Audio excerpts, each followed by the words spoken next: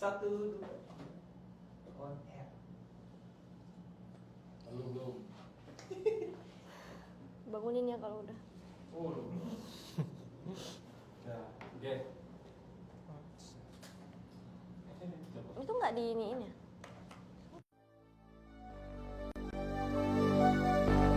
Fill me out with your smile.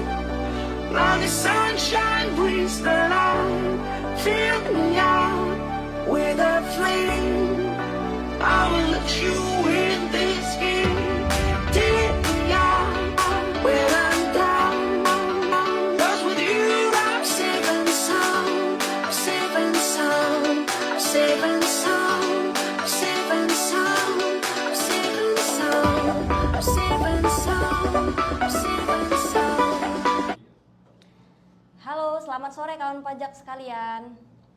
Kembali lagi dengan kita dari BTS yaitu Bengkalis Talk Show yang membahas mengenai topik-topik perpajakan yang akan bermanfaat bagi kawan-kawan pajak sekalian. Nah, sebelumnya saya mau tanya dulu bagaimana kabar teman-teman pajak sekalian. Semoga semuanya selalu dalam keadaan baik dan sehat ya dimanapun kawan pajak berada.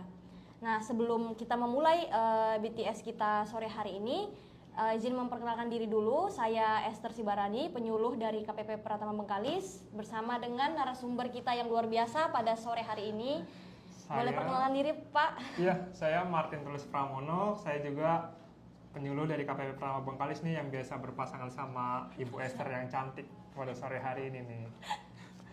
Oke, jadi semoga teman-teman pajak sekalian nggak bosan-bosan ya dengan wajah-wajah kita gitu di KPP Pratama Bengkalis.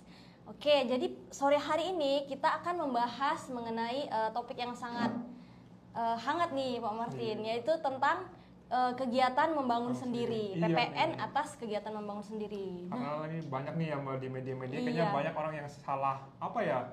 Mungkin kebanyakan makan berita hoax mungkin ya Mbak ya. Jadi atau mungkin pengertiannya salah gitu. Makanya kita mau luruskan nih di sore hari ini ya. Jadi pokoknya kita akan kupas tuntas ya, tentang PPN KMS dengan Pak Martin. Iya. Jadi boleh jelasin dulu Pak, apa itu KMS yang dimaksud dengan kegiatan membangun sendiri? Soalnya ada saya baca di sosial media tuh masyarakat tuh yang komen, oh aman nggak kena PPN KMS karena kan nggak bangun rumah sendiri, nyuruh tukang gitu. Apakah yang dimaksud dengan KMS itu benar-benar membangun sendiri gitu atau bagaimana? Sebenarnya kegiatan PPN KMS sendiri itu kegiatan membangun bangunan nih. Jadi dia nggak mandang ini bangunan baru atau lama. Intinya bangunan baru aja. Baik itu mau perluasan, mau misalnya benar-benar diambrukin dari awal terus bangun lagi, itu intinya termasuk kegiatan membangun sendiri. Nah itu dia dikenakannya kalau tidak yang dilakukannya tidak dalam kegiatan usaha atau pekerjaan orang pribadi atau badan yang hasilnya digunakan sendiri oleh orang tersebut atau digunakan oleh pihak lain gitu dia. Jadi ini kegiatan membangun bangunan, tapi tidak menggunakan jasa kontraktor gitu ya, atau developer begitu ya Pak Martin. Betul, jadi ya kayak yang dibilang Mbak tadi, misalnya nih saya punya kenalan nih tukang dekat rumah. Ya yang kayak gitu-gitu tuh. Iya, saya beli aja nih materialnya semua, entah batu, semen, gitu-gitu cat. Nah terus saya minta nih sama tetangga sebelah, Pak tolong dong bangunin rumah saya, ini saya udah ada nih bahan-bahannya. Nah itulah yang kegiatan membangun sendiri. Jadi kalau yang pakai kontraktor ya itu beda lagi, itu nggak termasuk kegiatan membangun sendiri. Oke, jadi ruang lingkupnya ini pokoknya kegiatan membangun yang tidak menggunakan jasa kontraktor tadi ya Pak ya. Iya. Nah bangunannya itu seperti apa gitu? Definisi bangunan lah menurut ketentuannya ini. Oh, bangunannya itu dia merupakan satu atau lebih konstruksi teknik yang ditanam atau diletakkan secara tetap, dan dia satu kesatuan di tanah gitu. Yang mempunyai kriteria, misalnya yang pertama konstruksinya itu terdiri dari kayu, beton, atau pasangan batu bata atau jenis bahan lain seperti baja misalnya. Terus diperuntukkan untuk tempat tinggal ataupun kegiatan usaha. Dan yang terakhir nih, luasnya itu bangunannya itu minimal 200 meter persegi. Oke, jadi tadi baik dari kayu, batu semuanya ya? Iya. Permanen, semi permanen. Nah ini ada apa dasar hukumnya ya Pak ya? Oh, dasar hukumnya itu Boleh sebenarnya disebutkan. jelas tuh Mbak. Itu ada di PMK 61 tahun 2022. Itu mengatur secara terperinci, pokoknya khusus untuk kegiatan membangun sendiri. Iya, dan ini sebenarnya bukan apa ya pembaruan ya dari PMK sebelumnya tahun 2012 ya. Iya, dan yang sekarang tuh jauh lebih enak. Intinya Oh, sih tarifnya gitu. memang sama, cuman adalah yang lebih enaknya dibanding yang aturan sebelumnya. Intinya kita selalu mempermudah lah untuk kepada wajib Oke. pajak ini, tidak menyulitkan. Oke, jadi ini bukan apa objek pajak baru ya Pak Martin ya? Bukan, memang Ini sudah udah lama ya lama, diterapkan udah lama sebenarnya. Justru sekarang ada yang lebih dipermudah nih ya untuk Iya. keuntungan wajib pajak begitu ya. Betul. Nah, tadi ada disebutkan bahwa paling sedikit itu luas luas bangunan yang dibangun yang Iya. masuk dalam ketentuan ini adalah 200 meter persegi. Jadi kalau misalnya belum mencapai nggak mencapai 200 itu tidak ada dikenakan PPN KMS ya. Betul. Oke. Yang dilihat itu jangan lupa ya Mbak ya, itu luas bangunannya bukan luas tanah nih. Oh iya, oh gitu Kan ya. misalnya nih orang-orang kaya kan banyak dia bisa aja yang lokasinya strategis banget nih. Luas tanahnya cuman taruhlah 50 meter. Cuman dibikin tingkat 4 sama dia. Oh, Terus itu oke. full tuh. Nah, kalau 50 meter, tapi kalau dikali 4 kan udah 200 meter, itu ya. kena. Jadi patokannya luas bangunan. bangunan dan dalam jangka waktu 2 tahun. Oke. Jadi kalau misalnya pembangunannya itu tidak melebihi 2 tahun gitu. Iya. Saya kan nyicil dulu, bangun Oh. fondasi dulu, lantai 1 dulu dan seterusnya. Itu gimana? Misalnya melebihi 2 tahun. Oh, yang penting kita ngeliatnya akumulasi selama 2 tahun sih Mbak. Misalkan nih, saya baru bangun di Januari 2024 nih. Nah, saya kan baru punya uangnya misalnya sebagian-sebagian. Jadi di 2024 saya bangunlah lantai 1 50 meter. Nah, terus di tahun 2023 bangun lagi 50 meter. Mundur ya. 2023 kan. Jadi berjalannya ke belakang. Akhirnya 2025 nih Mbak, Oh, iya, 50 iya. meter. Terus 2026 50 meter juga. Oke. Sama 2027 50 meter. Nah, Oke. itu kan kalau dalam jangka waktu 2 tahun nggak nyampe 200 meter, ya itu nggak kena. Oh iya, berarti pokoknya yang dilihat itu 2 tahun. 2 tahun. Ya kalau misalnya sudah lebih dari 2 tahun batasnya jedanya ya, berarti itu udah bangunan Udah terpisah bangun jatuhnya ya. terpisah. Cuman kalau tadi misalnya 100 meter di tahun pertama, terus tahun kedua 100 meter, ya itu kena. Ya karena totalnya satuan. 200 dan belum melebihi 2 tahun. Iya. Tadi ya. Nah, jadi siapa subjeknya yang akan yang dikenakan PPN ini, Pak Martin? Yang kenakan PPN KMS nih ya Mbak ya. Nah, yang dikenakan PPN KMS itu orang pribadi atau badan yang melakukan kegiatan membangun sendiri. Nah, ini nggak termasuk yang kontraktor ya. Sebenarnya nih Mbak, ini nih ada asasnya nih. Kenapa sih harus diterbitin PPN KMS? Kenapa harus dibayar? Nah, itu yang jadi pertanyaan Iya. masyarakat sebenarnya. Karena kan mereka menyatakan tuh seperti ini, kita tuh beli-beli bahan material dan semua itu sudah dikenakan PPN gitu. Iya. Kenapa membangun sendiri pun ternyata harus bayar PPN.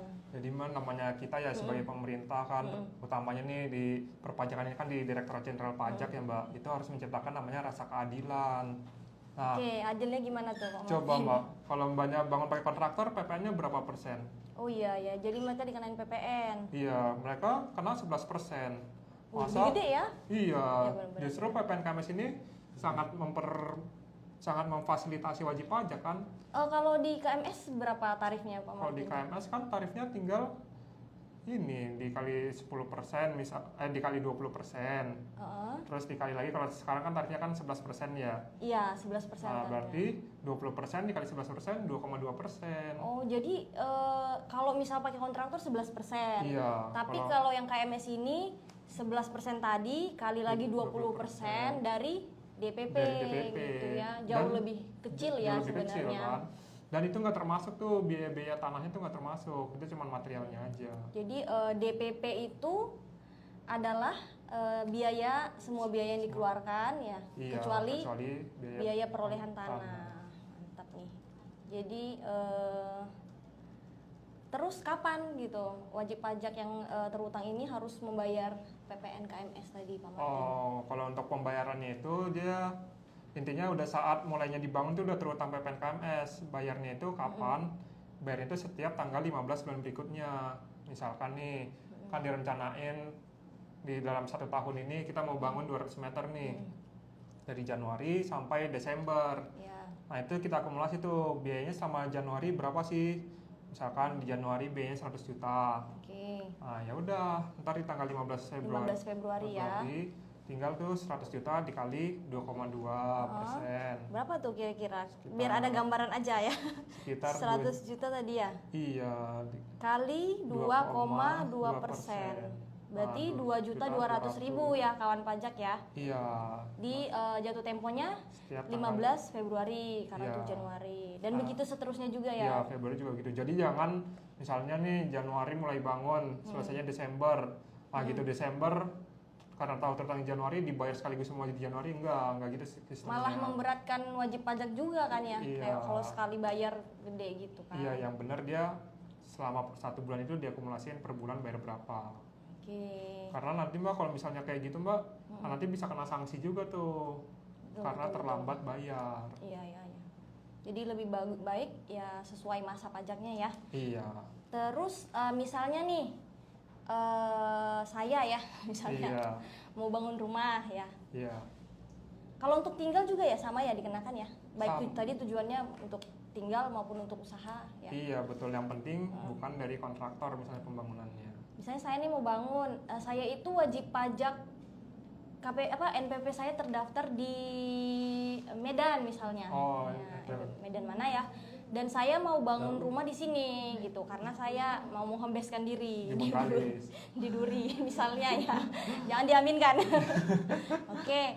Itu gimana? Saya bayarnya itu ini kan berarti sekarang kan bukan SSP lagi ya, pakai billing ya. Iya, sekarang Nah, pakai jadi billing. billingnya itu saya nanti pakai NPWP saya atau gimana Pak Martin? Oh, jadi Mbak kalau misalnya KMS itu dia terutang itu di lokasinya itu tempat di mana bangunannya itu berdiri.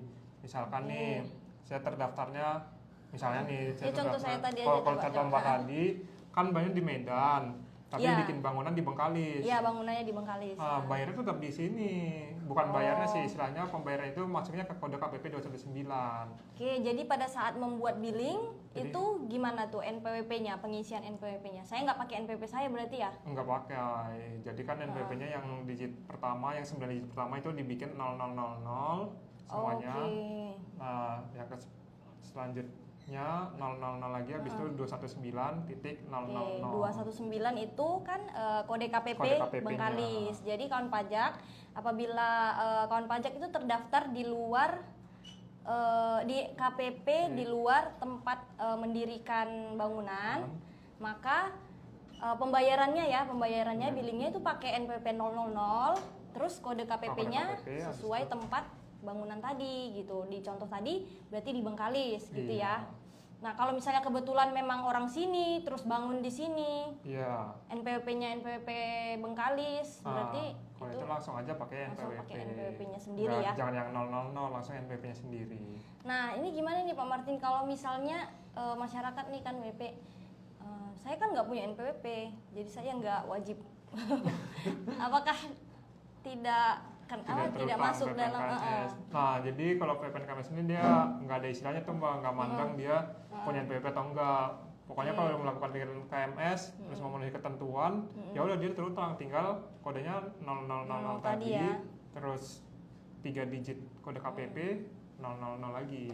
Atau bisa juga wajib DJP itu melalui KPP itu bisa berhak untuk meng-NPWP-kan ya, benar ya, secara jabatan ya. Iya. Oke, nah tadi udah dijelasin ini kawan pajak tentang apa itu pengertian KMS, terus bangunan itu apa, luas bangunan yang dikenakan KMS, tarifnya, DPP-nya, terus saat terutang juga tempat terutangnya. Nah sekarang mungkin ada yang bertanya nggak ya kawan pajak mungkin, karena ini topik yang lumayan hangat ya. Salam dari Jeki. Oh, ada yang salam-salam. Mungkin ada pertanyaan, kita cek dulu. Gimana Pak Oboy? Apakah ada pertanyaan? Cuma salam dari Zak. Oh, iya. Ada fans. Nah, ini Gimana Pak Martin? Kebetulan saya baru dapet nih. Mungkin karena tahu nomor saya nih ya Mas ya, ya Oh. Kak ya. Oh. Ada di chat. Iya. Wih. Jadi dia nanya nih. Terus kalau PKP itu gimana? Boleh dikreditin nggak? Nah, iya itu dia. Ini teman-teman pajak luar biasa nih pertanyaannya. Jadi kita Iya. belum masuk ke sana. Iya, teman Udah saya pada langsung penasaran. Penasaran, mungkin dia PKP terus lagi bangun ini kali ya. Nah, itu gimana Pak Martin kalau misal sebagai PKP? Kalau dia sebagai PKP. Apakah Nah, bisa dikreditkan nih pajak yang dibayar di KMS ini? nah itulah kalau sekarang kan orang-orang suka pada ngomongin nih apa-apa dipajakin. Sebenarnya Iya. Mbak, Heeh. kalau peraturan PPNKMS yang baru ini itu malah meringankan wajib pajak. Itu tadi yang Pak Martin bilang ya? Iya. Jadi ini lebih dipermudah Lebih daripada dipermudah. ketentuan sebelumnya ya. Kalau dulu kan PPNKMS itu kan dia masuknya nilai lain. Iya. Kalau nilai lain itu pengkreditannya itu nggak bisa dikreditkan, pajak yang dibayar Oke. nggak bisa dikreditkan. Nah kalau sekarang PPNKMS itu masuknya ke besaran tertentu. Jadi misalnya nih saya mau bayar PPNKMS-nya 5 juta. Nah sejak peraturan ini 5 juta itu boleh dikreditin. Jadi misalnya ada penjualan lain nominalnya PP-nya 5 juta nggak perlu bayar pajak lagi karena kan udah bisa dikreditin. Nah, Jauh ini lebih enak kabar kan? baik nih. Kabar baik buat kawan pajak sekalian. Jadi bagi wajib pajak yang merupakan PKP dan sudah menyetor PPN KMS, PPN KMS-nya itu bisa diklaim gitu, bisa dikreditkan sepanjang memenuhi syarat itu ya apa? Memenuhi apa? Berhubungan langsung dengan kegiatan usaha ya. Nah, kalau yang sebelumnya tidak bisa dikreditkan, tapi sekarang bisa dikreditkan. Kalau misalnya bukan PKP, Nah, kalau misalnya bukan PKP ya apa yang mau dikreditkan Mbak? Kan Ya, dia berarti- kan nggak ada nggak ada PP yang harus disetor kan? dan nggak perlu lapor pajak Nggak ya. perlu lapor berarti. karena penyetornya itu dianggap sebagai pelaporan sekaligus. Nah, kalau yang PKP tadi, apakah ada kewajiban pelaporan SPT masa PPN-nya nih, Pak Martin? Nah, kalau yang PKP tadi tetap ada kewajiban pelaporan SPT masa PPN-nya. Cuman kan Oke, sangat memfasilitasi wajib pajak ya, bayar pajaknya jadi lebih murah berkat adanya betul. peraturan PPN KMS yang terbaru ini. Oke, nah kita mungkin Ada pertanyaan sih. ada pertanyaan ya? Dari Nabi Games. Itu WP. Oke, Apa gimana nih Pak Oboy? pertanyaannya? Pertanyaannya? Dari Nabi. Antusiasme wajib pajak nih. Apa nih? Ada pertanyaan dari Nabe Games ya. Kalau saya bangun bunker bawah tanah, kena KMS nggak Kak? Itu gimana tuh Pak Martin? Mungkin kita merujuk ke pengertian ini tadi ya. Bunker bawah tanah. Ya intinya kan Nih, mau bangun konstruksi teknik mau bentuknya iya, apapun mau ya. bentuknya apapun, mau di dalam tanah atau mau di atas tanah, ya yang penting konstruksi. Nah itu sepanjang memenuhi yang 200 meter dan yang tadi disebutkan ya tetap terbang PPN KMS. Iya. Oke, tadi dari Bane Games ya, udah cukup jelas ya. Ada lagi tadi pertanyaan, kalau bangun pagi Kalau bangun pagi kena KMS, kenapa enggak? Itu gimana ini? ini bingung Kalau nih. bangun pagi enggak ya? Saya yakin yang bertanya ini orang pajak nih, karena orang pajak Oh, ini udah gitu. terbiasa bangun pagi karena Oke. sangat mempersiapkan dirinya Antusias. untuk melayani wajib pajak. Oke. Keren Pak Martin. Banyak sih. Ada pertanyaan lagi nggak ya? Masih ada tuh. Pilih aja Bang. Banyak pertanyaan Bang. Ada Wahyu, ada Nasri. Kalau di atas sungai laut bisa dikenal. Dari si Dari Pak Sigit. Kalau di atas sungai atau laut, apakah bisa dikenai PPN KMS? Nah intinya semua bangunan Nah, dia ini ada nih. Nih, jadi tadi bangunan pengertian bangunan menurut PMK 61 itu konstruksi teknik yang ditanam atau dilekatkan secara tetap pada satu kesatuan tanah dan atau perairan dengan kriteria tertentu dan seterusnya. Jadi mau di darat, mau di laut, mau di mau di sungai. udara, ya, yang Gitu ya. Oke, ada lagi ya? Ada banyak. ada banyak. Ini sama nih dari Canggih Kali. Kalau kantor di atas laut kena pajak enggak? Ini sama nih.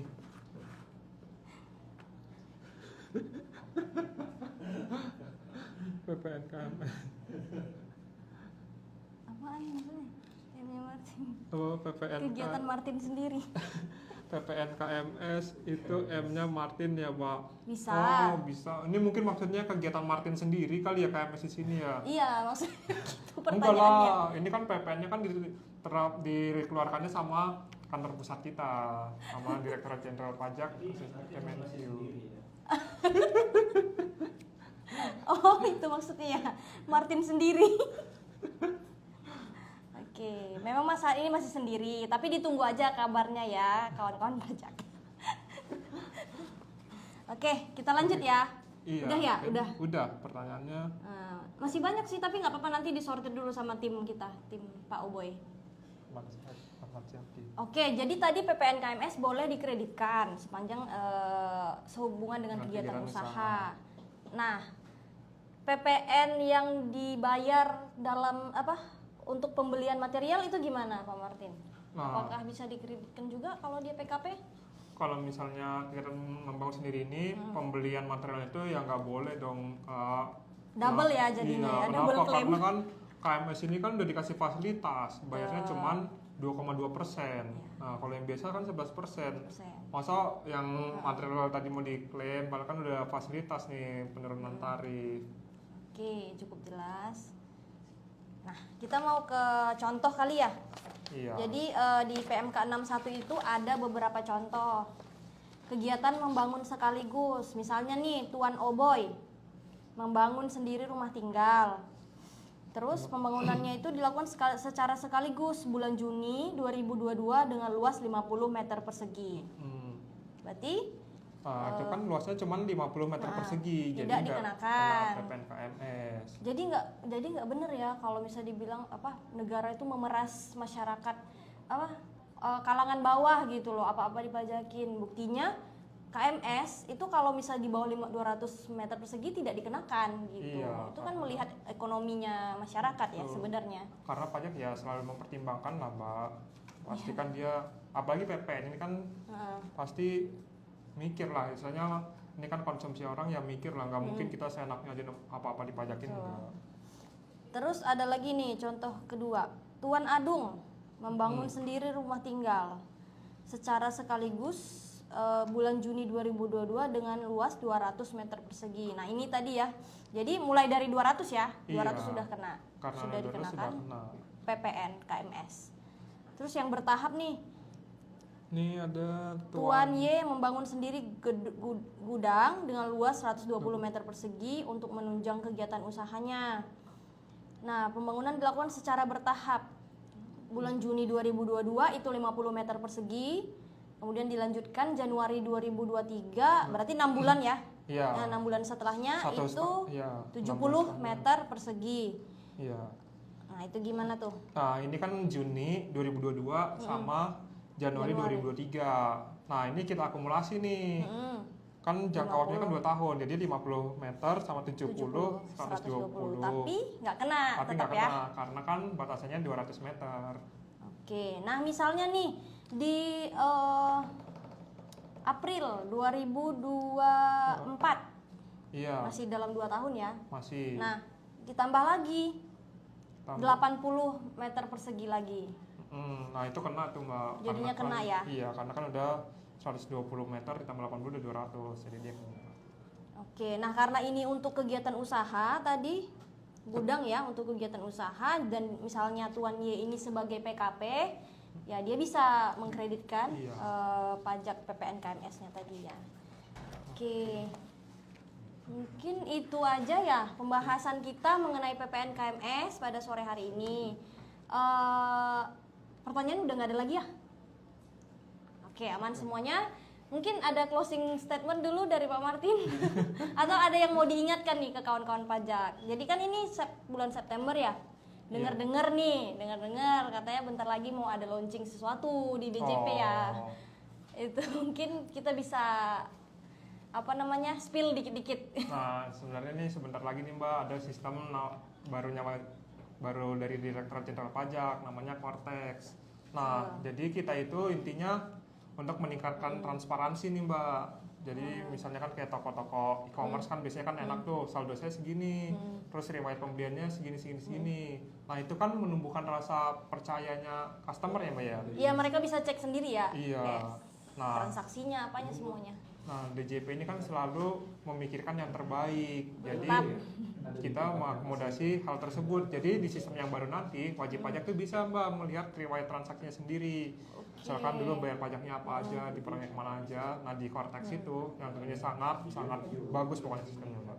Jadi ada portal yang dimiliki oleh wajib pajak nantinya ya, Iya. yang bisa melalui portal tersebut Nah nanti bisa melakukan semuanya ya. iya. kewajiban Dan perpajakan. sekalian nih sekarang di DJP online kan udah mulai ada tuh Mbak untuk pendaftarannya. Jadi daftarin aja biar nanti bisa dapat akun buat Oke. login di Cortex. Oke, jadi itu ya teman-teman pajak ya. Iya. Nantikan terus perkembangan dari program baru kita yaitu Cortex dan pastinya akan sangat membantu bagi wajib pajak supaya lebih mudah dalam melaksanakan kewajiban perpajakannya. Gitu. Nah, untuk bisa mengetahui perkembangan itu, teman-teman pajak bisa lihat dari follow akun Instagram kita dulu ya di Pajak. @pajakbengkalis. Di situ kita selalu update tuh. Banyak banget info-info penting ya terkait perpajakan. Oke? Oke. Ada lagi Bapak Martin? Ya mungkin saya juga ingin meluruskan nih tentang penilaian masyarakat tentang PPN KMS yang katanya memberatkan. Nah setelah kita jelaskan tadi, ternyata PPN KMS itu pada prinsipnya menciptakan asas keadilan ya kawan pajak. Karena di mana kontraktor dia membayar 11%. Nah rasanya nggak adil nih, maksudnya yang satu bayar 11%, yang satu nggak sama sekali. Betul. Nah untuk itulah alasan adanya PPN KMS. Dan PPN KMS ini sangat peraturan barunya ini menguntungkan wajib pajak karena dulu PPN KMS ini masuk nilai lain di mana dia nggak bisa dikreditin oleh wajib pajak PKP, sekarang berubah menjadi besaran tertentu yang ketentuannya itu bisa dikreditkan oleh wajib pajak PKP tersebut. Ya, mungkin. Dan lagi nih yang perlu diingat juga sama kawan pajak, tidak semua ya dikenakan. Iya, Yang tidak tadi balik semua. lagi masyarakat dengan ekonomi kelas bawah itu diperhatikan oleh pemerintah. Jadi tidak dikenakan PPN KMS apabila membangun kurang dari 200 meter persegi tadi. Oke, mungkin itu saja ya pembahasan kita mengenai kegiatan membangun sendiri pada sore hari ini. Kami mohon maaf apabila terdapat kata-kata kesalahan yang kurang berkenan selama BTS kita sore hari ini. Nantikan terus program BTS kita untuk selanjutnya yang kita akan rutin membahas mengenai topik-topik perpajakan yang pastinya bermanfaat bagi teman-teman pajak semuanya. Oke, terima kasih untuk perhatian teman-teman pajak. Selamat sore.